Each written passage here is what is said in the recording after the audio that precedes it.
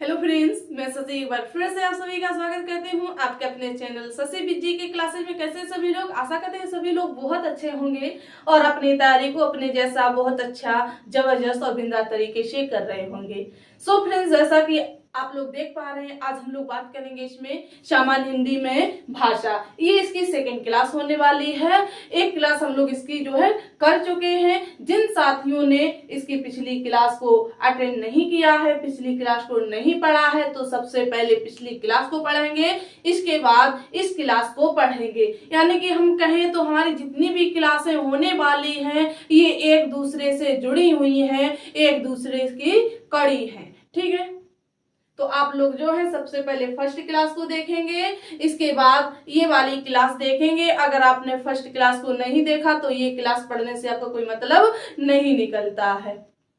तो सबसे पहले आप लोग फर्स्ट क्लास को पढ़ेंगे। देखिए, फर्स्ट क्लास में हम लोगों ने जाना था जो हमारी भाषा है इसकी उत्पत्ति कहाँ से हुई है, किस भाषा से हुई है। इसके बाद हम लोगों ने जाना था जो हमारी भाषा है इसकी विशेषताएं क्या है, हमारे जीवन में हमारी भाषा क्यों आवश्यक है, इसको हमारे जीवन में महत्व क्यों दिया गया है। इसके बाद हम लोगों ने जाना था सीखने की प्रक्रिया कि हम अपनी भाषा को किस प्रकार सीख पाते हैं या सीख सकते हैं। तो आज हम लोग जानेंगे हिंदी भाषा का विकास। ठीक है, चलिए तो पहले पॉइंट बनाइएगा, हिंदी भाषा का विकास। हिंदी भाषा का विकास। सभी ने नोट किया? सभी लोग जो है कॉपी पेन लेके ही बैठे। ऐसा नहीं है, पिक्चर नहीं चल रही है कि मोबाइल पकड़ लिया और लेट गए। इससे आपकी स्टडी नहीं हो पाएगी, आपको कुछ भी समझ में नहीं आएगा। ये इधर से देखोगे इधर से बाउंस हो जाएगा। इसलिए आप लोग जो है साथ साथ नोट करते हुए चलेंगे ताकि आपको सारे बिंदु अच्छे से क्लियर होते जाएं। ठीक है, और हाँ, और आप लोग जब क्लास को पूरा पढ़ लें, क्लास के एंड में कमेंट करके जरूर बताएंगे कि आपको क्लास ये कैसी लगी, आज का जो कंटेंट है, हमारा जो पढ़ाने का तरीका है, आपको कैसा लगा। समझ में आया तो यस लिखेंगे, नहीं समझ में आया तो नो लिखेंगे। अगर आपको कोई डाउट रहता है तो उस डाउट को कमेंट बॉक्स में कमेंट करेंगे। ठीक है, चलिए तो आइए अब आप लोग जो है पॉइंट बनाइएगा, हिंदी भाषा का विकास। आशा है सभी ने पॉइंट बना लिया होगा।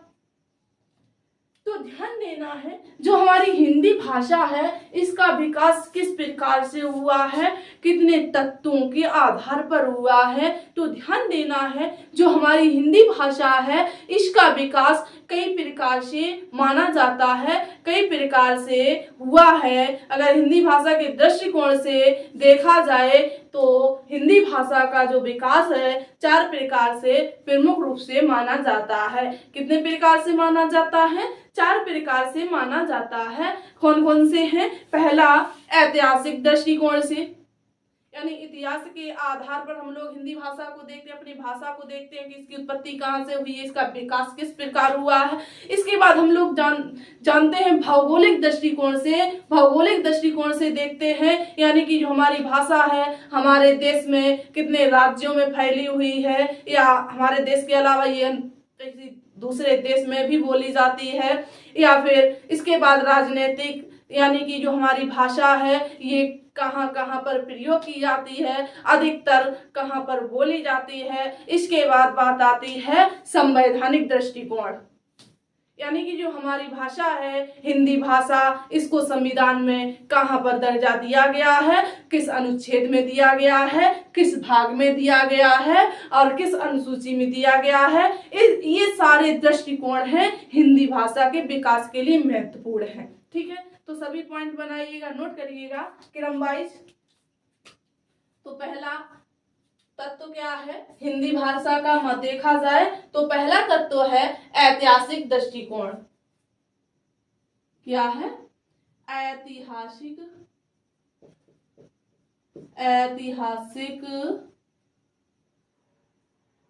दृष्टिकोण, ये इसका विकास। ठीक है, दूसरा कौन सा है? दूसरा है, पहला हो गया ऐतिहासिक दृष्टिकोण, दूसरा है भौगोलिक दृष्टिकोण। ठीक है, कौन सा है? नोट कीजिएगा, भौगोलिक दृष्टिकोण। ठीक है, इसके बाद तीसरा है राजनीतिक दृष्टिकोण, राजनीतिक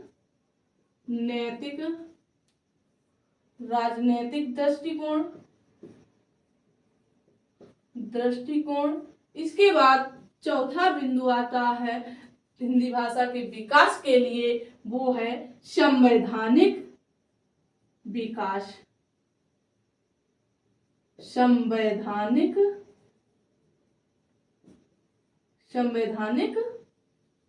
विकास। ठीक है, यानी कि ऐतिहासिक विकास, भौगोलिक विकास, राजनीतिक विकास और संवैधानिक विकास, ये चार तत्व हैं हमारे लिए, या हिंदी भाषा की दृष्टिकोण से देखा जाए तो ये बहुत ही इम्पोर्टेंट है, बहुत ही महत्वपूर्ण है। ठीक है, तो ये आप लोगों ने नोट कर लिए होंगे। तो सबसे पहले पॉइंट बनाइएगा ऐतिहासिक दृष्टिकोण या ऐतिहासिक विकास। ये चारों पॉइंट आप लोगों ने नोट कर लिए होंगे। चलिए,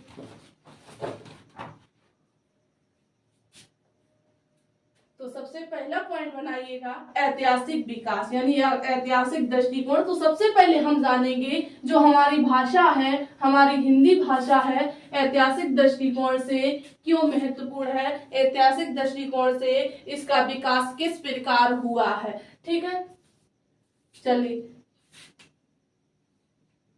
तो बनाया सभी ने पॉइंट ऐतिहासिक दृष्टिकोण। तो ध्यान देना है, हिंदी भाषा जो है, हिंदी भाषा की अगर उत्पत्ति पूछी जाए, अगर उत्पत्ति के आधार पर देखा जाए तो हिंदी भाषा का विकास या हिंदी भाषा की उत्पत्ति संस्कृत भाषा से मानी जाती है, या कहा जाए कि हमारी सबसे प्राचीन भाषा कौन सी है,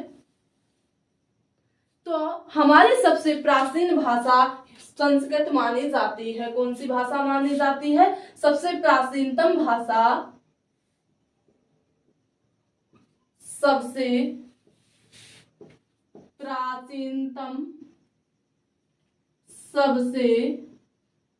प्राचीनतम भाषा किसको माना जाता है? तो सबसे प्राचीन भाषा संस्कृत भाषा को माना जाता है। कौन सी है? सबसे प्राचीनतम भाषा संस्कृत भाषा है। कौन सी है? संस्कृत भाषा है। ठीक है, पूछा जाए कि सबसे प्राचीन भाषा कौन सी है, तो सबसे प्राचीन भाषा हो जाती है संस्कृत।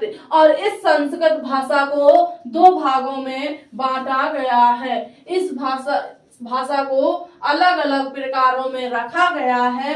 ये देखिएगा कौन कौन से इसके दो प्रकार हैं। संस्कृत, तो ध्यान देना है, एक तो हो गया पहला वैदिक संस्कृति और दूसरा लौकिक संस्कृति। तो ध्यान देना है, नोट पॉइंट सभी जो है अच्छे से नोट करते हुए चलेंगे। तो पहला प्रकार कौन सा है? संस्कृत के दो प्रकार माने गए हैं, दो प्रकारों में रखा गया है। पहला है वैदिक संस्कृति, क्या है? वैदिक संस्कृति। और दूसरा है लौकिक संस्कृत। कौन सा है? पहला है वैदिक संस्कृति, दूसरा है लौकिक संस्कृति। क्लियर हो गया? अब ध्यान देना है, जो हमारी संस्कृत भाषा है, जो वैदिक संस्कृत है, इसमें कौन से ग्रंथों को लिखा गया है, इसके अंतर्गत कौन कौन से ग्रंथ आते हैं, और लौकिक संस्कृति के अंतर्गत कौन कौन से ग्रंथ आते हैं, कौन से संस्कृति के अंतर्गत किस ग्रंथ की रचना की गई है। तो ध्यान देना है, जो हमारी वैदिक संस्कृति है, कौन सी? वैदिक संस्कृति। तो वैदिक संस्कृति में वैदिक संस्कृति में वेदों की रचना, कौन कौन से ग्रंथ आ जाते हैं? वेद आ जाते हैं, पुराण आ जाते हैं, क्या पुराण आ जाते हैं, और उपनिषद,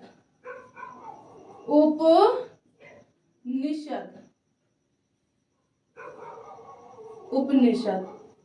ठीक है, तो इसके अंतर्गत कितने ग्रंथ आते हैं? तो इसके अंतर्गत वेद, पुराण और उपनिषद। अगर आपसे पूछ दिया जाए कि वेद कितने होते हैं, तो वेदों की संख्या हो जाती है 4।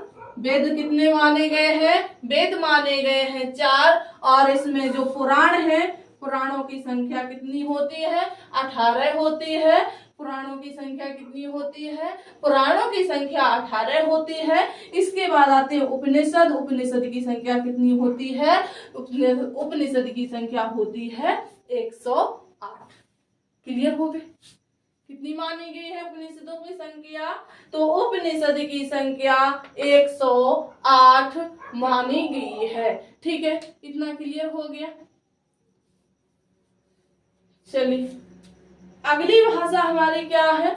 अगली भाषा है लौकिक संस्कृति। देखिए, जो वैदिक संस्कृति थी, इसका विकास यहीं तक हुआ था। ठीक है, इसका विकास यहीं समाप्त हो गया था। ठीक है, इसके बाद बात आती है लौकिक संस्कृति, जो आज के युग तक जो प्रचलित भाषा है, जो संस्कृत जो हम लोग पढ़ते हैं, कौन सी संस्कृत को पढ़ते हैं? तो हम लोग पढ़ते हैं लौकिक संस्कृति को। किस संस्कृत को पढ़ते हैं? तो लौकिक संस्कृति को पढ़ते हैं। ठीक है, जो वैदिक संस्कृति वो यहीं तक थी, वेदों तक, पुराणों तक, उपनिषद तक। इसके बाद दूसरी जो संस्कृति है लौकिक संस्कृति, जो आज भारत में विकसित संस्कृति है, या कहीं विश्व में जो विकसित संस्कृति है, कौन सी है? लौकिक संस्कृति है। ठीक है, जो आम बोलचाल में बोली जाती है, जो संस्कृत आम बोलचाल में प्रयोग की जाती है, तो कौन सी संस्कृत प्रयोग की जाती है? लौकिक संस्कृति प्रयोग की जाती है। कौन सी संस्कृत प्रयोग की जाती है? लौकिक संस्कृति प्रयोग की जाती है। तो इसी के अंतर्गत कौन कौन से ऐसे ग्रंथ हैं जिनकी रचना की गई है?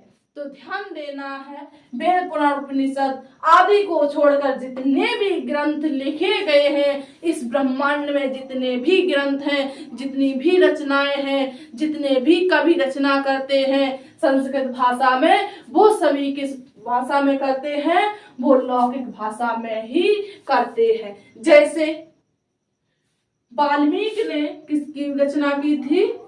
वाल्मीकि ने रामायण लिखी थी। क्या? रामायण लिखी थी। तो किस भाषा में लिखी थी? तो ये लिखी थी लौकिक संस्कृति में। और जो वेद व्यास ने महाभारत लिखी थी, किसने? वेद व्यास ने महाभारत लिखी थी। ये भी किस भाषा में लिखी गई थी? तो ये भी लिखी गई थी लौकिक संस्कृति में। और जो हिंदी साहित्य की रचनाएं हैं, जो हिंदी साहित्य में रचनाएं की जा रही हैं लगातार, ये भी किस भाषा में की जा रही हैं? तो ये भी लौकिक संस्कृति में ही की जा रही हैं। इतना क्लियर हुआ? साहित्य रचनाएं, अब जितने भी कवि रचना कर रहे हैं वो सब किस भाषा में कर रहे हैं? लौकिक संस्कृति में कर रहे हैं। ठीक है, क्लियर हो गया? इसके बाद अब ध्यान देना है, इसमें आप लोगों ने जाना कि वैदिक संस्कृति में कौन कौन सी ग्रंथों की रचना हुई। यहाँ से प्रश्न पूछ लिया जाता है, यहाँ से भी बन जाता है और यहाँ से भी बन जाता है। इसलिए परीक्षा की दृष्टिकोण से महत्वपूर्ण बिंदु माने गए हैं। ठीक है, ये आप लोग जो है अच्छे से नोट करेंगे, अच्छे से समझेंगे। ठीक है, चलिए देखिएगा, इसमें एक महत्वपूर्ण बिंदु रह जाता है कि भाषा परिवर्तनशील है, इसलिए वैदिक संस्कृत यानी लौकिक संस्कृति का विकास प्रारंभ हो गया था। किसका? हम लोगों ने जब भाषा की विशेषता पढ़ी थी पिछली क्लास में, तो उसमें बताया गया था, उसमें हम लोगों ने पढ़ा था कि जो हमारी भाषा है ये कैसी है? परिवर्तनशील है। कैसी मानी गई थी? हमारी भाषा, उसमें एक प्रमुख विशेषता थी कि जो भाषा है कैसी है, परिवर्तनशील है, इसलिए लौकिक संस्कृत का विकास प्रारंभ हो गया था। क्लियर हो गया इतना?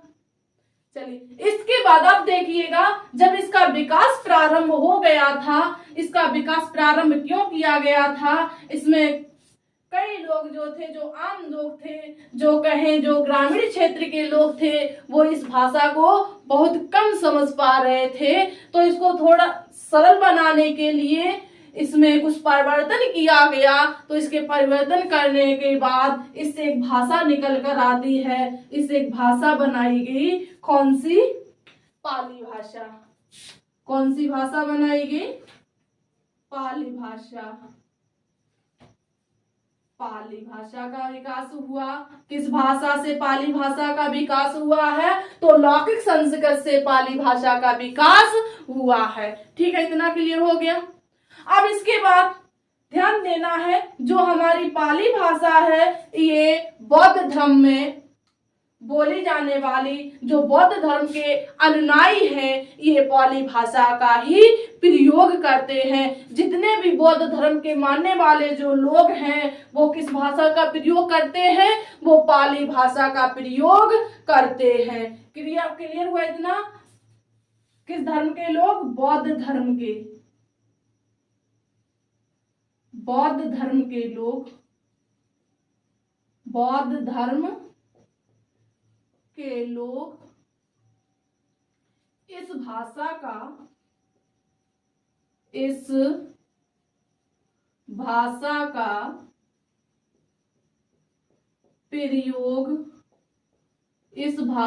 प्रयोग करते हैं। जो बौद्ध धर्म में एक प्रसिद्ध ग्रंथ माना गया है, उनका आप लोग कमेंट बॉक्स में बताएंगे कि बौद्ध धर्म में उनका एक प्रसिद्ध ग्रंथ था, कौन सा माना गया है? बौद्ध धर्म का प्रसिद्ध एक ग्रंथ है, कौन सा है?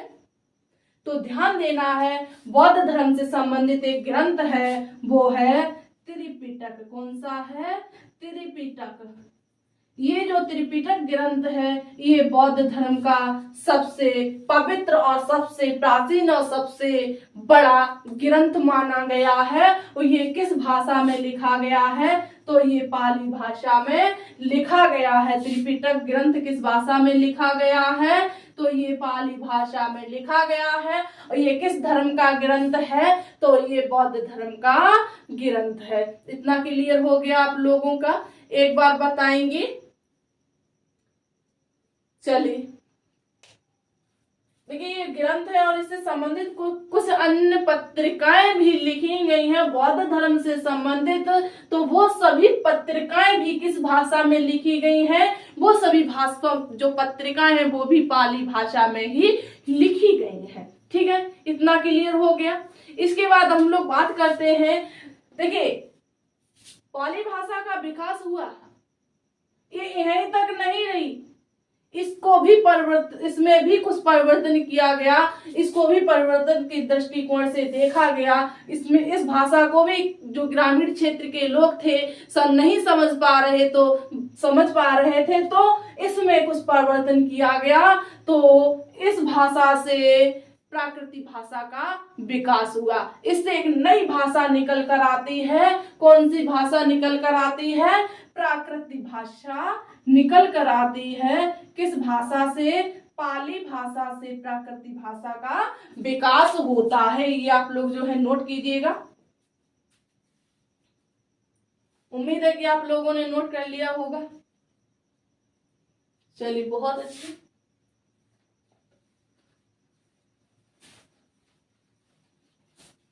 तो पाली भाषा से कौन सी भाषा निकल कर आई है? पाली भाषा से किस भाषा का विकास हुआ है? और पाली भाषा का विकास किस भाषा से हुआ है? तो ध्यान देना है, पाली भाषा से किस भाषा का विकास हुआ था? प्राकृतिक भाषा। प्राकृतिक भाषा का विकास हुआ था। किस भाषा से? तो ये पाली भाषा से प्राकृतिक भाषा बनी। अब जो है, जो प्राकृतिक भाषा है, आप लोग बताएंगे ये किस धर्म में प्रचलित मानी जाती है। इस भाषा को किस धर्म के अनुयायी प्रयोग करते हैं या बोलते हैं? तो ध्यान देना आपको, जो प्राकृतिक भाषा है इस भाषा को जैन धर्म के अनुयायी प्रयोग करते हैं। ठीक है, किस धर्म के लोग जो है प्राकृतिक भाषा का प्रयोग करते हैं अपनी आम बोलचाल में? तो जैन धर्म के लोग, जैन धर्म के लोग, जैन धर्म के लोग इस भाषा का प्रयोग करते हैं। किस भाषा का प्रयोग करते हैं? प्राकृतिक भाषा का या प्राकृतिक भाषा का प्रयोग, प्राकृतिक भाषा का प्रयोग करते हैं। क्लियर हो गया इतना? अब आप लोग बताएंगे जो जैन धर्म है इनका प्रसिद्ध ग्रंथ कौन सा है और ये किस भाषा में लिखा गया है? जैन धर्म का आप लोग जो एक बार कमेंट करके बताएंगे जो जैन धर्म का प्रसिद्ध ग्रंथ है कौन सा ग्रंथ माना गया है?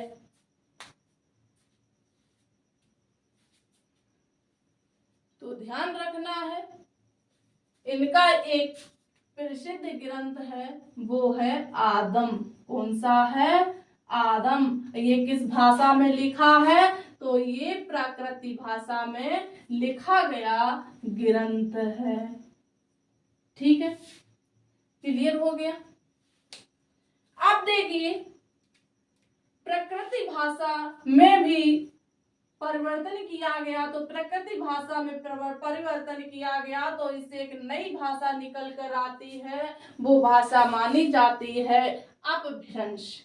कौन सी भाषा मानी जाती है? पूछा जाए कि प्राकृतिक भाषा से किस भाषा का विकास हुआ है? तो प्राकृतिक भाषा से अपभ्रंश का विकास हुआ है। किसका विकास हुआ है? अपभ्रंश का विकास हुआ है। किस भाषा से? प्राकृतिक भाषा से अपभ्रंश भाषा का विकास हुआ है। अपभ्रंश यानी कि भाषा का टूटा फूटा रूप, भाषा का टूटा फूटा रूप ही अपभ्रंश कहा गया है। ठीक है, क्लियर हो गया? अब देखिए, अपभ्रंश भाषा से ही सौरसेनी अपभ्रंश का विकास हुआ है। किस भाषा से? अपभ्रंश भाषा से, अपभ्रंश भाषा से सौरसेनी अपभ्रंश का विकास हुआ है। सौरसेनी अपभ्रंश का विकास हुआ है। अगर अब आपसे पूछ दिया जाए कि सौरसेनी अपभ्रंश का विकास किस भाषा से हुआ है, तो सौरसेनी अपभ्रंश का विकास जो है अपभ्रंश से हुआ है। अपभ्रंश से सौरसेनी अपभ्रंश। अब ध्यान देना है, सबसे महत्वपूर्ण बिंदु जो बनने वाला है। अब आपसे पूछा जाए जो हमारी हिंदी भाषा है, तो हिंदी भाषा का विकास किस भाषा से माना जाता है? हिंदी भाषा की जननी किस भाषा को कहा गया है? यहाँ पर दो प्रश्न बनते हैं हिंदी भाषा के विकास से, तो ध्यान देना है। देखिए, अपभ्रंश भाषा से सौरसेनी अपभ्रंश बना और सौरसेनी अपभ्रंश से हिंदी भाषा का विकास हुआ है।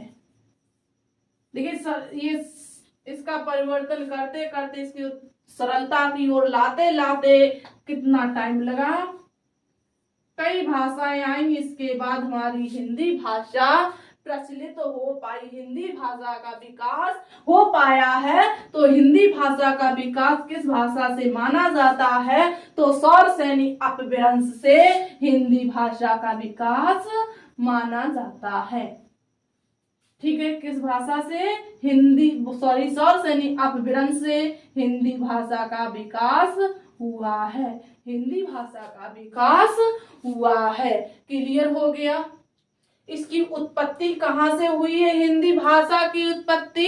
यहाँ पर ध्यान देना है, आप लोग जो है कंफ्यूज नहीं होंगे अगर आपसे डायरेक्ट पूछा जाए कि भाषा की उत्पत्ति कहाँ से हुई है और हमारे हिंदी भाषा की उत्पत्ति कहाँ से हुई है, तो ध्यान देना है जो हमारी भाषा है इस भाषा की उत्पत्ति संस्कृत भाषा से हुई है, ठीक है। और जो हमारी हिंदी भाषा इसकी उत्पत्ति सौरसेनी अपभ्रंश से हुई है, ठीक है। और कहीं कहीं पर ऑप्शन में सौरसेनी नहीं मिलता है, सिर्फ और सिर्फ अपभ्रंश मिलता है, तो हम अपभ्रंश पर ही टिक लगाएंगे। अगर आपको ऑप्शन में अपभ्रंश भी नहीं मिलता है तो हम लोग क्या करेंगे, संस्कृत को लगाएंगे। किसको, संस्कृत भाषा को लगाएंगे, ठीक है।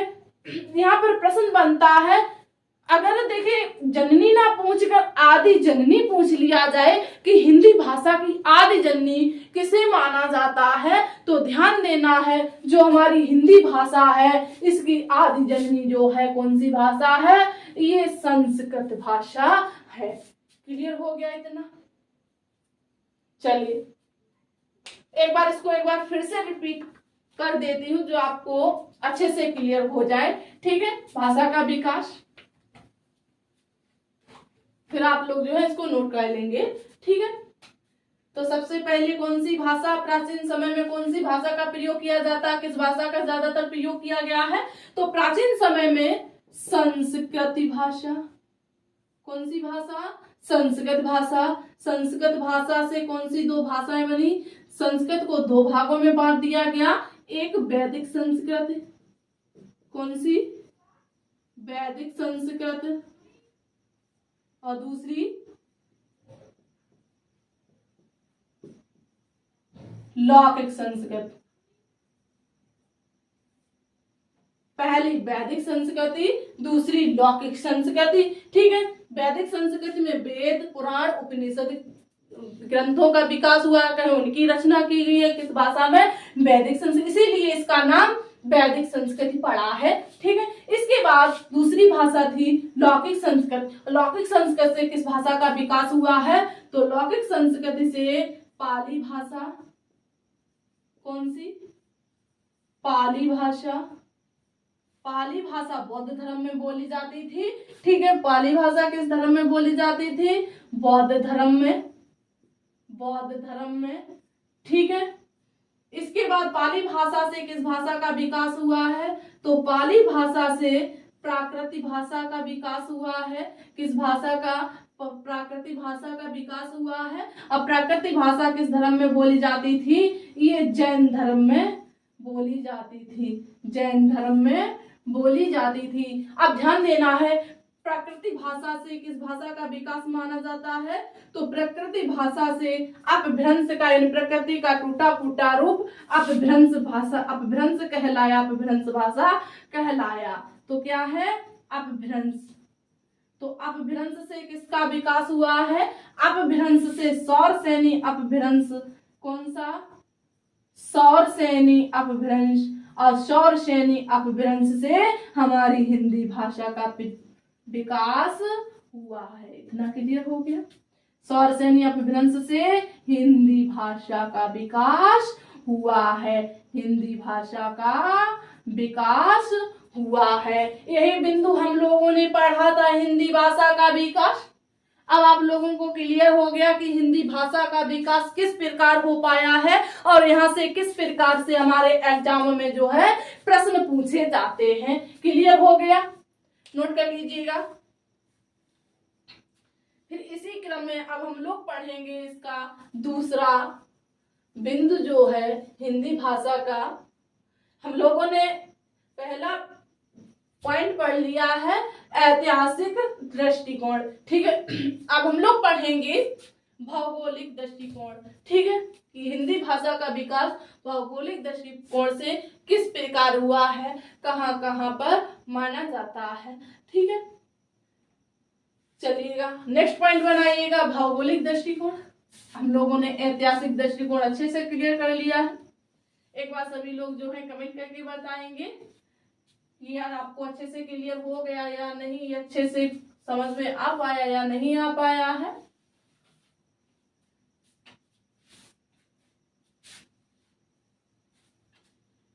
नेक्स्ट बिंदु है क्या? भौगोलिक दृष्टिकोण। भौगोलिक दृष्टिकोण।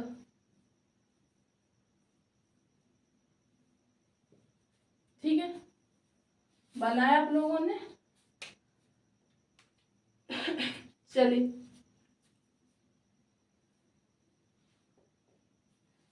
अब देखिएगा, जो हमारी हिंदी भाषा का विकास है, हमारी हिंदी भाषा जो है भारत में कहाँ कहाँ पर बोली जाती है। तो अगर आपसे पूछ दिया जाए जो हमारी हिंदी भाषा है इसका प्रचलन किन दो नदियों के बीच माना जाता है, इसका विकास किन दो नदियों के बीच के क्षेत्र में माना जाता है या हुआ है, तो ध्यान देना है भारत में जो हमारी हिंदी भाषा है, भारत में जो दो नदियां हैं उनको महत्वपूर्ण स्थान दिया गया है। एक है हमारी गंगा नदी, एक है यमुना नदी। कौन कौन सी है?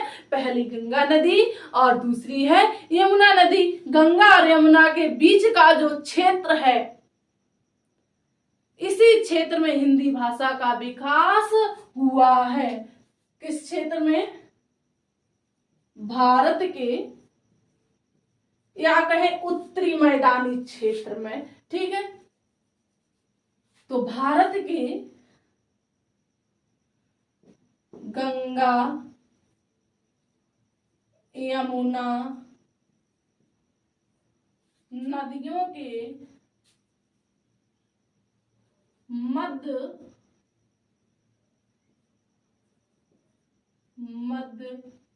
का जो क्षेत्र है, मध्य क्षेत्र में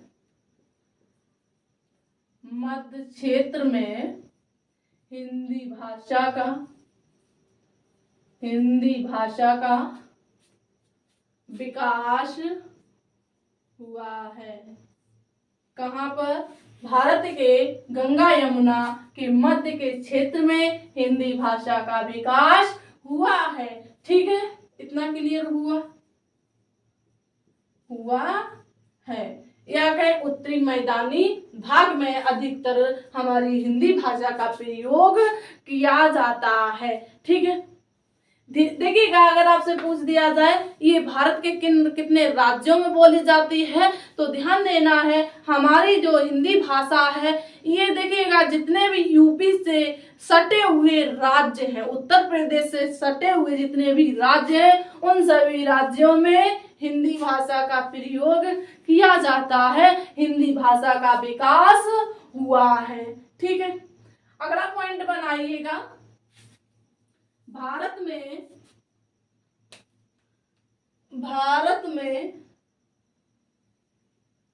हिंदी भाषा का विकास, भारत में हिंदी भाषा का विकास, भारत में हिंदी भाषा का विकास कितने राज्यों में माना जाता है?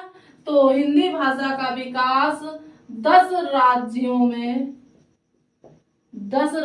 में माना जाता है। एक प्रश्न इस प्रकार से बनता है और एक प्रश्न पूछा जाता है कि भारत के कितने राज्यों में हिंदी भाषा बोली जाती है। भारत के कितने राज्यों में हिंदी भाषा, कितने राज्यों में हिंदी भाषा बोली जाती है, हिंदी भाषा बोली जाती है। तो कितने राज्यों में बोली जाती है? चाहे विकास दे दिया जाए, चाहे प्रश्न किस प्रकार से पूछ लिया जाए राज्यों की दृष्टिकोण से, तो आंसर सेम ही होगा। 10 राज्यों में। कितने राज्यों में? 10 राज्यों में। अब ये 10 राज्य कौन कौन से हो जाते हैं, ये हमारे लिए इम्पोर्टेंट हो जाते हैं, क्योंकि कहीं पर कहीं पर फंसाने के लिए प्रश्न पूछा जाता है। देखिए 4 ऑप्शन दे दिए जाते हैं, तो उनमें से पूछा जाता है कि इसमें सही यानी सुमेलित कीजिए, इस प्रकार प्रश्न पूछा जाता है। या कहीं पर 3 ऑप्शन सही दे दिए जाते हैं, गलत दे दिया जाता है। जब आपको ये 10 राज्य मालूम होंगे तो आप आंसर को सही टिक करके आएंगे। तो इसलिए जो है इसकी सूची है उसको भी आप लोग नोट डाउन करेंगे, ठीक है। तो ध्यान देना है। तो भारत के वो कौन कौन से 10 राज्य हैं जिसमें हिंदी भाषा का विकास माना जाता है। तो पहला तो हमारा हो गया हमारा अपना उत्तर प्रदेश। पहला कौन सा है, उत्तर प्रदेश, उत्तर प्रदेश, ठीक है। उत्तर प्रदेश के बाद मध्य प्रदेश, मध्य प्रदेश, मध्य प्रदेश के बाद ये दूसरा कौन सा है, मध्य प्रदेश। तीसरा बिहार, तीसरा कौन सा, बिहार। चौथा झारखंड, चौथा कौन सा है, झारखंड। पांचवा छत्तीसगढ़, पांचवा छत्तीसगढ़। छठा राजस्थान, छठा राजस्थान, छठा राजस्थान। सातवां हरियाणा, हरियाणा। आठवां हिमाचल प्रदेश, कौन सा, हिमाचल प्रदेश। कितने हो गए, उत्तर प्रदेश, मध्य प्रदेश, बिहार, झारखंड, छत्तीसगढ़, राजस्थान, हरियाणा, हिमाचल प्रदेश। और 2 राज्य और रह जाते हो जाते हैं, वो है उत्तराखंड और एक ऐसा प्रदेश है जो केंद्र शासित प्रदेश है। वो प्रदेश कौन सा है, दिल्ली। तो जो नौमा है उत्तराखंड।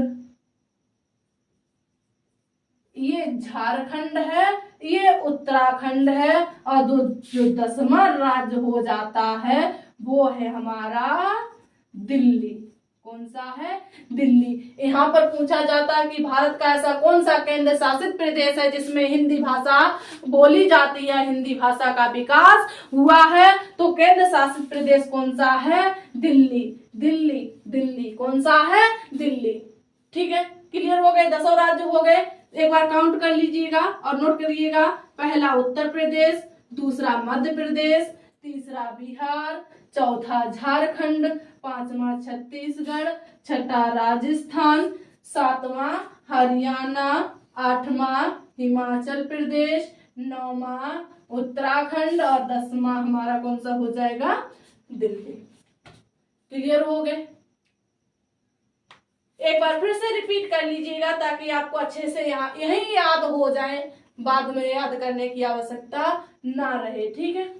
बाद में वैसे भी आप लोग नहीं पढ़ते, हमें पता है, तो इसलिए आप लोग जो है क्लास में ही याद करने का प्रयास करेंगे। एक बार हमारे साथ बोलेंगे कौन कौन से 10 राज्य हैं जिसमें हिंदी भाषा का विकास हुआ या हिंदी भाषा बोली जाती है। तो पहला उत्तर प्रदेश, दूसरा मध्य प्रदेश, तीसरा बिहार, चौथा झारखंड, पांचवा छत्तीसगढ़, छठा राजस्थान, सातवां हरियाणा, आठवां हिमाचल प्रदेश, नौवां उत्तराखंड और 10वां हमारा दिल्ली। क्लियर, चलिए, वेरी गुड, बहुत अच्छे। तो उम्मीद है कि आपको जितने भी पॉइंट बताए गए हैं सारे पॉइंट अच्छे से क्लियर हो गए होंगे। तो आज की क्लास यहीं तक रखती हूँ, काफी समय हो गया है, ठीक है। फिर इसके आगे जितने भी बिंदु हैं हम लोग नेक्स्ट क्लास में करेंगे। आप लोग पिछली क्लास को भी पढ़िएगा, इस क्लास को भी पढ़िएगा, जो नेक्स्ट क्लास पढ़ाई जाएगी उसको भी पढ़िएगा, ताकि आपके सारे डाउट अच्छे से क्लियर हो जाएं, कोई भी डाउट ना रहे, ठीक है। और आप लोग बताइएगा जरूर कि आपको ये क्लास समझ में आ रही है या नहीं आ रही है। ठीक है, अगर नहीं आ रही है तो भी बताइए, आ रही है तो भी बताइएगा। ठीक है, और जो साथी इस चैनल पर पहली बार आए हैं, हमारी क्लास को पहली बार पढ़ रहे हैं, तो ऐसे ही बेस्ट कंटेंट के लिए हमारे चैनल को सब्सक्राइब करेंगे, लाइक करेंगे और अपने दोस्तों में शेयर करेंगे। फिर मिलते हैं हम लोग नेक्स्ट क्लास में इसी टॉपिक के साथ। धन्यवाद।